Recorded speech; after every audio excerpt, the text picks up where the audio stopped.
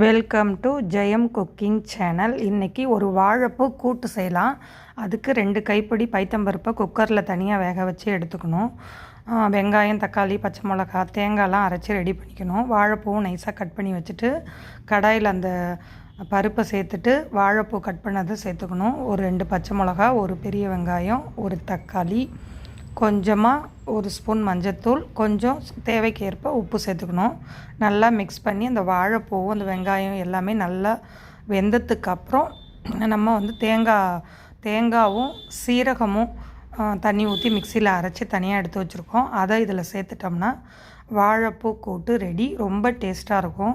இது உடம்புக்கு ரொம்பவுமே நல்லது இந்த வாழைப்பூ சேர்த்துக்கிறதுனால. அதனால் இது வாரத்துக்கு 2 தடவையாவது இதை நம்ம சாப்பிட்ணும்.